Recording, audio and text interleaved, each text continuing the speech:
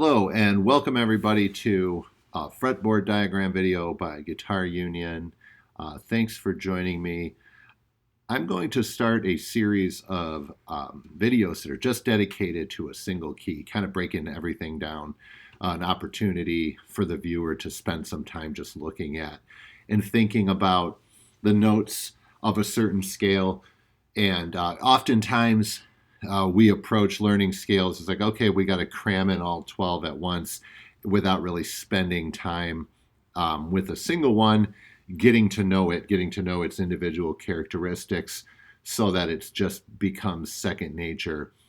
If we remember, oh, C, C is easy to remember. It has no sharps and flats. So, and oftentimes, and even in almost all of my other videos, I'm using C as a sticking point. Well, let's start to delve into this. I chose to start with A because I have done so many in C, and A is the first letter of the alphabet, but we're doing major, so there's sharps involved. So let's take a look at first the spelling of the A major scale. And when I say spelling, just like words have spellings, scales have what's called a spelling. And so if somebody asks you, what is the spelling of an A major scale? And you wanted to answer them, you would say A, B, C sharp, D, E, F sharp, G sharp, and A. And if you don't know this already, why does A use C sharp, F sharp, and G sharp? Why not D flat, G flat, and A flat, for example? Well, the reason is because in scale spellings, the desire to have one of each letter name represented is there. And the reason that is there is because when we look at notation on standard notation,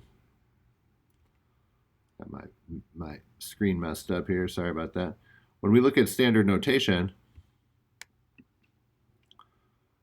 we see that notes are written on lines and spaces. So firstly here we have the three sharps that are the sharps in the key of A, F sharp, C sharp, and G sharp.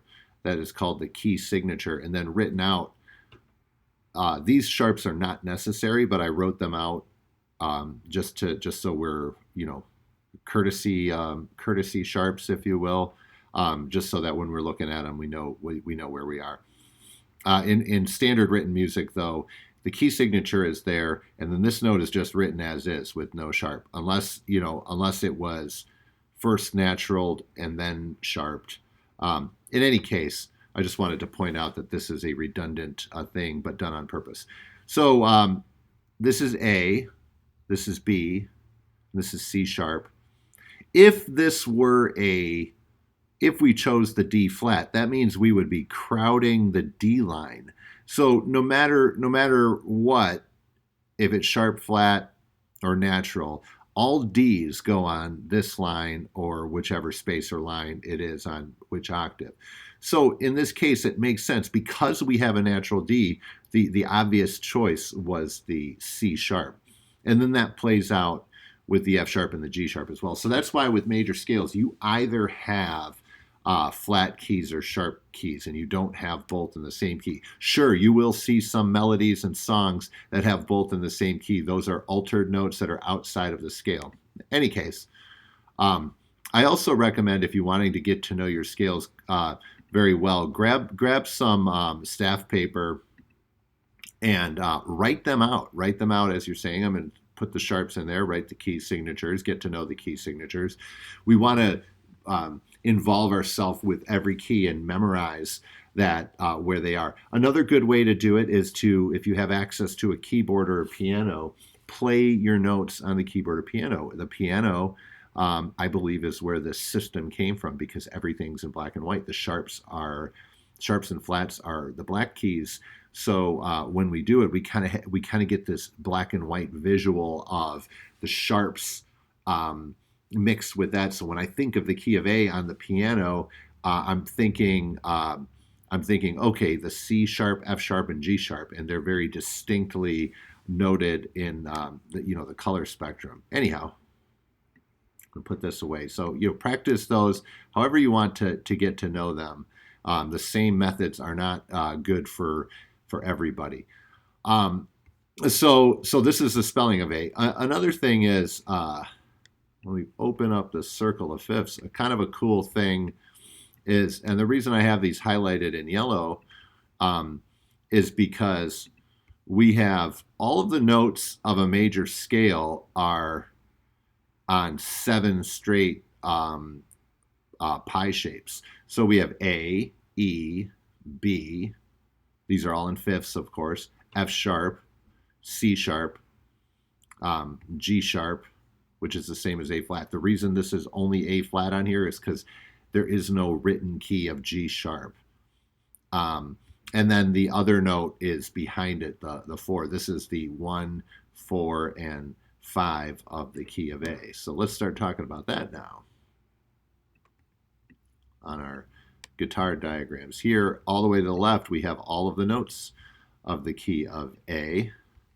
And some of the distinct aspects of A are its open chords. And we have a lot of open chords in the key of A. It's a very convenient key to play in on the guitar in standard tuning because, we have the open A. The open A cowboy chord, whatever you want to call it. And then we have its fourth, D, as an open chord. Very common shape of a chord. Move this over here. Oops, I missed one, or I made a mistake here. I was looking for that F sharp. And then we also have the E chord, which starts with the low open E. And I'm going to move it over here. So then these 3 open chords form the key, or form the major chords that are in the key of A. In any major key, the chords that are major are built and constructed off the first, the fourth, and the fifth. So if you watch more than one of my videos, as I do every key, you're gonna learn the symmetry between the major scales because they're constructed all in the same way. They all have the same chords. The thing that makes them unique on the guitar is the boundaries of the tuning and the open strings. Not every key is going to have advantages of the open strings like the key of E or the key of A does, and each one will have some uniquenesses, some things that are positive, some negative things, some things that make it easier to play in that key, some things that make it harder to play in that key. So there's some advantages and disadvantages. So continuing on here, if we wanted to play A up the neck a little bit, look over here, we've got this 3-string chord variety here. As long as the A, C sharp, and E are present, it's an A chord. It might be an inverted A chord, but it's still an A chord.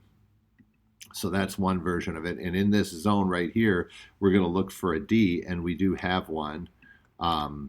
There's the D, F sharp, and A. And we can see that that's kind of in this shape right here, the shape of the A. That's where this comes from, just moved up the neck. And then the E chord in this little zone right here is right there. It looks like the D. And that makes sense because there's D. So if everything comes up, D sharp and E. So this is, moving up the neck on the high E strings. We're going to continue on with the next A, which would be here.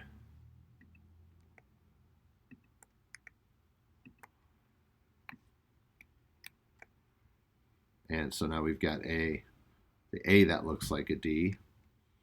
And now we've got the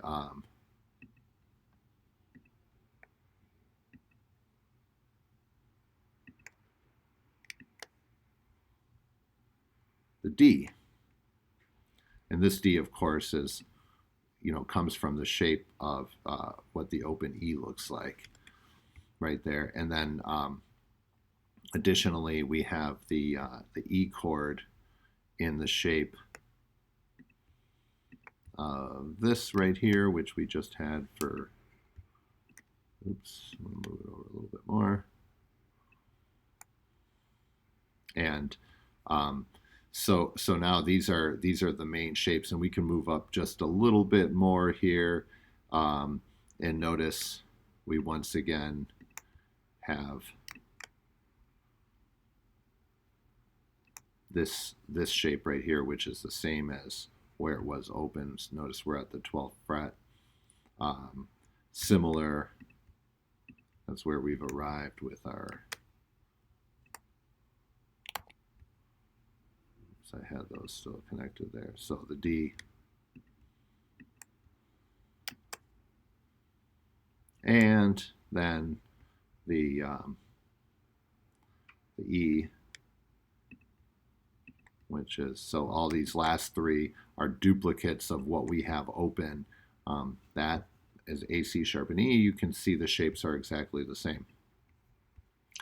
So continuing on here, one common usage of chords on the lower end are the the power chords. So when I bring this A, E, and A over, and you see it combines with this, there now we have the full E-shaped bar chord that's in on A. Similarly, if I take this D, move it over here, now we've completed this shape right here. So when you look at this 3-string shape right here, what we're really doing is we're just cutting off this common E-shaped bar chord. But it's good to know them in sections. I've figured out that not everybody, just because they know this full bar chord, understand this smaller version of the chord. Similarly, we've got our our D and A right here. This will complete this A shape right here when we play because this is on the A string. And then for the E chord also, there it is. So now we've got our A shape of the E and the D, and then our D, E, and then the A that looks like this would be all the way over here. So you can see we're piecing together these chords right here, and obviously there's a lot more to it than all of that. But now we're gonna there's other spots for it, but we want to concentrate and focus in on certain common shapes. This is essentially the stuff that's related to caged. But we're concentrated on a single key in the key of A. So let's take this all away now, and we're going to look at the minors. So in the key of A, I'll bring this back in the picture here. The A, the D, and the E are the majors. The 2, the 3, and the 6, so the B, the C sharp, and the F sharp are minors. So one thing about a minor, just like I did with the other ones, bringing these 3-string shapes in here, but what's interesting about the minors is that they all, in any major key, they all exist on these high three strings of the guitar here: the F sharp, the B, and the C sharp.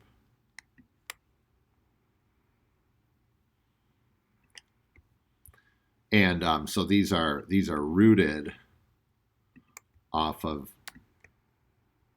the low string, and they form this E minor type shape. E minor is not a part of this key, but I mean the shape of the open E minor um, is where this is formed. So we have F sharp, that forms a full F sharp minor, forms a full B minor, and that forms a full C sharp minor. So if you know your, if you know your notes on this string alone right here, or the low E string, you can find this pattern in the three minor patterns very easily. So, similarly, yeah, well, if we go to F sharp here, we can do some of the other patterns. That is like what the D minor looks like right there. And then also the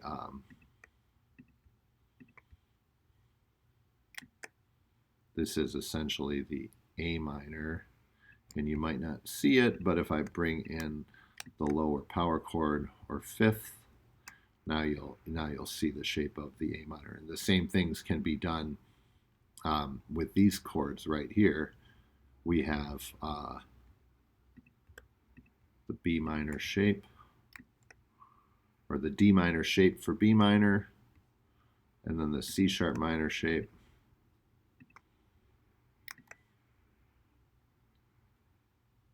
There as well. So a good indication of the minors is finding them all on the high E string, and you've got like a straight line, and then the E minor shape for them, which is a very convenient chord because it contains a lot of notes. As I had done in another video showing how at the root of the three minors we have this full shape. I meant to put the this everything on a single fret here on the root of the three minors, and that also forms positions of the scale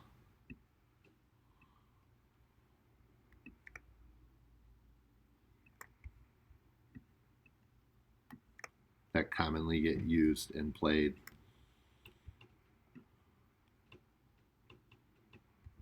So I'm finishing these off right here. And so all of these are the A major scale. If we look at them modally, this would be F sharp minor, B Dorian, C sharp Phrygian, but we're not necessarily looking at them modally. We're just looking at them as, starting here, but the root of it is still A. And in each one of these patterns, we have the root of A, the root of the 4-chord D, the root of the 5-chord right here. So if we're playing an open A pattern, of course this is going to look a little different. This is something that's unique to the key of A. Is the it's open shape right here. Actually, we wouldn't need this note right here because it's played on the open B string. But we kind of have a convenient little section here where it goes open 2-4, open 2-4, open 2-4 to start the scale, and then finishing it off like this. So this particular scale here is unique to A because no other scale is going to start with E as its fifth. E is only the fifth in the key of A. So with this here, we've shown a bunch of examples in the key of A. Also taking time to get to know your major scale on a single string from the A string is a good idea, because that'll help you figure out places to build your notes. There's 100 million things you could talk about within a single key, and some of the other videos making connections with scale degrees can be applicable here, like octave shapes and whatnot. The thing to once again remember is that all major scales are built with the same whole step, half step pattern. So from it will emerge all the same shapes as every other major scale, just in another location. So that's it for now. I hope you really sink into the A major scale and really get to know it, memorize the sharps, practice on your standard notation, look at it on the circle of fifths. Let me know what you think. I'm going to do another video on another key next time, and hope you enjoyed it. Leave me some comments. Take care.